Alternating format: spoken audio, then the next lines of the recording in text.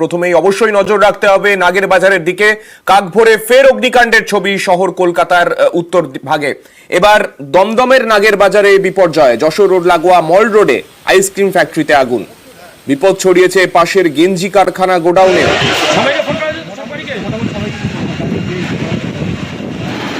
একদিকে ভোরবেলা থেকে বৃষ্টি স্নাত শহর, তার মধ্যেই অগ্নিকাণ্ডের ছবি দমদমের নাগের বাজারে। ইতিমধ্যেই 20টি ইঞ্জিন ঘটনাস্থলে রয়েছে। আগুন নিয়ন্ত্রণে আনার চেষ্টা করছেন তারা। বর্তমান পরিস্থিতি কি জানবো, আমাদের প্রতিনিধি রৌনক রয়েছেন আমাদের সঙ্গে। রৌনকের কাছ থেকে জানতে চাইবো, রৌনক, বর্তমানে কি ছবি দেখতে পাচ্ছ সেখানে? দমকল আধিকারিকরা কি জানাচ্ছেন? ফায়ার অ্যারেস্ট করা কি সম্ভব হয়েছে? দেখো, 6 ঘন্টা হতে যায় এই আগুন লেগেছে, কিন্তু এখনো পর্যন্ত ফায়ার অ্যারেস্ট করা কোনো মতে সম্ভব হয়নি। তোমাকে দেখানোর চেষ্টা করবো যে একেবারে দেওয়াল ভেঙে এখান থেকে কিন্তু আগুন নেভানোর চেষ্টা করা হচ্ছে, কারণ আগুনের যে উৎসস্থল সেখানে কিন্তু এখনো পর্যন্ত দমকল কর্মীরা পৌঁছাতে পারেনি। 6 ঘন্টা অতিক্রান্ত হয়ে গেল, এখনো 20টি ইঞ্জিন এখানে কাজ করছে, তবুও যে আগুনের লেলিহান শিখা তা কিন্তু দেখা যাচ্ছে। অর্থাৎ একেবারে বিধ্বংসী আগুন, এবং এই আগুন নেভাতে কিন্তু অত্যন্ত বেগ পেতে হচ্ছে দমকল কর্মীদের। কারণ হলো যে গেঞ্জি কারখানা, সেখানে কিন্তু প্রচুর পরিমাণে দাহ্য পদার্থ মজুত রয়েছে। এর জেরে কিন্তু ক্রমশ আগুন ছড়িয়ে পড়ছে। চারদিক থেকে ফায়ার অ্যারেস্ট করার চেষ্টা করছেন দমকল কর্মীরা, কিন্তু এখনো পর্যন্ত সেই ফায়ার অ্যারেস্ট করা সম্ভব হয়নি। এবং আগুনের যে লেলিহান শিখা তা কিন্তু স্পষ্টত দেখা যাচ্ছে।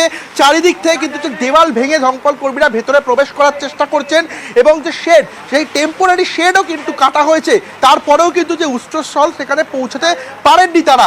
অর্থাৎ 6 ঘন্টা হতে যায়, এখনো পর্যন্ত এই আগুনের যে তীব্র দাবদাহ তাতে কিন্তু গোটা কারখানা গ্রাসে চলে গেছে। এবং একটা বিষয়, আজকে সকাল থেকে আমরা দেখছি শহর কলকাতা সহ শহরতলির বিভিন্ন অংশে বৃষ্টি পড়ছে। সেই বৃষ্টির মধ্যে আগুন এতটা ছড়িয়ে পড়লো কি করে? কেননা যেখানে আগুন লেগেছে দমকল কর্মীরা বলছেন তার চারপাশে বেশ কয়েকটা গোডাউন বা প্রিন্টিং প্রেস, সেগুলোতেও আগুন ছড়িয়ে পড়েছে। তো এত এই বৃষ্টির মধ্যেও আগুন ছড়িয়ে পড়ছে কিভাবে? মানে কি মজুদ ছিল সেখানে?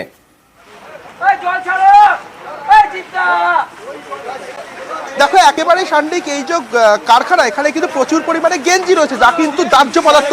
শুধু তাই নয়, এখানকার যারা প্রত্যক্ষদর্শী তারা দাবি করছে যে কারখানার ভেতরে প্রিন্টিং হতো।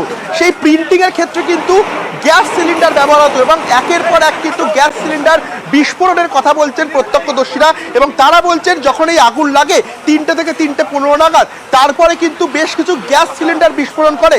তার জেরে যে আশেপাশের যে জায়গাগুলি রয়েছে যেখানে প্রিন্টিং প্রেসের কাজ হতো এবং গেঞ্জি কারখানা এবং যে আইসক্রিমের গোডাউন, সর্বত্র আগুন ছড়িয়ে পড়ে। এবং যে প্রচুর পরিমাণে দাহ্য পদার্থ মজুদ থাকার জেরেই কিন্তু এই আগুন নেভাতে অত্যন্ত বেগ পেতে হচ্ছে দমকল কর্মীদের। এবং ফায়ার অ্যারেস্ট করা কিন্তু এখনো পর্যন্ত সম্ভব হয়নি। চারদিক থেকে দমকল কর্মীরা হোস পাইপের মাধ্যমে জল দিয়ে আগুন নেভানোর চেষ্টা করছেন, কিন্তু যে উৎসস্থল যেখানে আগুনের লেলিহান শিখা এখনো দেখা যাচ্ছে, সেখানে কিন্তু এখনো আগুন নিয়ন্ত্রণে আনা কোনোভাবেই সম্ভব হয়নি। প্রায় 6 ঘন্টা হতে যায় এই যে বিধ্বংসী আগুন, তার জেরে গোটা কারখানা কিন্তু ইতিমধ্যে গ্রাসে চলে গেছে। এবং যত সময় বাড়ছে এই আগুন কিন্তু ধীরে ধীরে আরো ছড়িয়ে পড়ছে। একদিকে বৃষ্টি হলেও যেটা দমকল কর্মীরা অনুমান করছে যে প্রচুর পরিমাণে দাহ্য পদার্থ, এবং প্রত্যক্ষদর্শীরা যেটা বলছেন যে প্রিন্টিং এর কাজে যেহেতু গ্যাস সিলিন্ডার ব্যবহার হতো, সেক্ষেত্রে গ্যাস সিলিন্ডার থাকার জেরেই কিন্তু এই আগুন দ্রুত ছড়িয়ে পড়েছে, যা কিন্তু এখন হাতের নাগালের বাইরে চলে গেছে প্রায়। এবং 6 ঘন্টা অতিক্রান্ত হলেও 20টি ইঞ্জিন এখনো পর্যন্ত যুদ্ধকালীন তৎপরতায় কাজ করছে এবং যথাযথ আগুন নিয়ন্ত্রণে আনার চেষ্টা করছেন দমকল কর্মীরা। বেশ রৌনক, তুমি আমাদের সঙ্গে থাকো, নজর রাখো পরিস্থিতির উপর। আমি একটু চেষ্টা করব শোনানোর দমকল মন্ত্রী সুজিত বসু, তিনি কিছুক্ষণ আগেই নিউজ 18 বাংলার সঙ্গে কথা বলেছেন টেলিফোন লাইনে। তার কি বক্তব্য ছিল শোনাবো। ভোর 4টের সময় আমরা খবরটা পাই কন্ট্রোলে, তারপরে আমাদের গাড়ি একের পর এক যায়, 20টা গাড়ি ওখানে আমাদের ইনভলভ হয়। ওখানে একটা গোডাউন ছিল, সেই গোডাউনে আগুনটা লাগে। আগুন কি থেকে লেগেছে আমরা জানি না, আসলে এনকোয়ারি হবে। রৌনক, তোমার কাছ থেকে আরো একটা বিষয় আমি একটু স্পষ্ট করে জেনে নিতে চাইবো। যে এলাকায় আগুন লেগেছে সেই জায়গায় 20টি ইঞ্জিন পৌঁছতে পেরেছে, 20টি ইঞ্জিন কাজ করছে, তার মানে জায়গাটা দমকল কর্মীরা পৌঁছতে পারছেন সেখানে। 20টি ইঞ্জিনের এতক্ষণের চেষ্টা, 6 ঘন্টা প্রায় হয়ে গেছে, এখনো পর্যন্ত আগুন নিয়ন্ত্রণে আসেনি, তুমি তেমনটাই বলছো। এর মধ্যে এখন কতগুলো ক্যাম্পাসে আগুন রয়েছে? মানে আমরা প্রথমে দেখছিলাম যে একটা গেঞ্জি কারখানার কথা শোনা যাচ্ছিল, পাশাপাশি প্রিন্টিং প্রেসের কথা শোনা যাচ্ছিল। মোট কটা জায়গায় এখন আগুন রয়েছে? দেখো এখানে যে পুরো গোটা অঞ্চলটি একটা ইন্ডাস্ট্রিয়াল ল্যান্ড এরকমই জানাচ্ছে দমদম পৌরসভার চেয়ারম্যান। এবং এই ইন্ডাস্ট্রিয়াল ল্যান্ডে যে কটি কারখানা রয়েছে প্রাথমিক অনুমান জানা যাচ্ছে যে আইসক্রিম কারখানাতেই যে গোডাউন রয়েছে সেখানে আগুন লাগে প্রথমে, তারপরে যে আশেপাশে গেঞ্জি কারখানা সেখানে কিন্তু আগুন ছড়িয়ে পড়ে। গোটা এলাকাটা অর্থাৎ পুরো এলাকাটা যেখানে এই কারখানা রয়েছে গোটা এলাকায় কিন্তু ইতিমধ্যে আগুনের গ্রাসে চলে গেছে, পুরো ভস্মীভূত হয়ে গেছে গোটা এলাকা।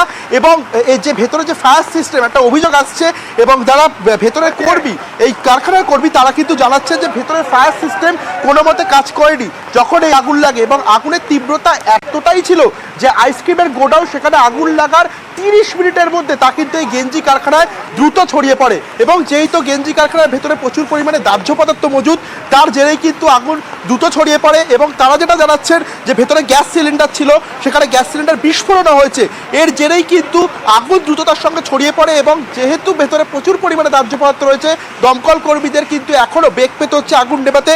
এবং ভেতরে যে উৎসস্থল সেখানে কিন্তু এখনও দমকল কর্মীরা সে অর্থে পৌঁছাতে পারছেন না। এমনকি যে দেওয়াল কারখানার যে দেওয়াল আগুনের তীব্রতা এতটাই ছিল কারখানার দেওয়াল কিন্তু নিজে থেকেই একেবারে ধসে পড়েছে। যদিও বা দমকল কর্মীরা নিজেরাও এই দেওয়াল ভেঙে ভেতরে ঢোকার চেষ্টা করছে, কিন্তু এখনো পর্যন্ত প্রায় 6 ঘন্টা হতে যায় আগুন কোনোভাবে নিয়ন্ত্রণে আনা সম্ভব হয়নি। এবং গোটা কারখানার যে এলাকাটা আইসক্রিম গোডাউন থেকে শুরু করে গেঞ্জি কারখানা পুরোটাই কিন্তু এই আগুনের গ্রাসে চলে গেছে। যদিও বা দমকল কর্মীরা যুদ্ধকারী তৎপরতায় এই আগুন নিয়ন্ত্রণে আনার চেষ্টা করছেন, এখনো পর্যন্ত কিন্তু আগুন কোনোভাবেই নিয়ন্ত্রণে আসেনি। বেশ, ধন্যবাদ রৌনক।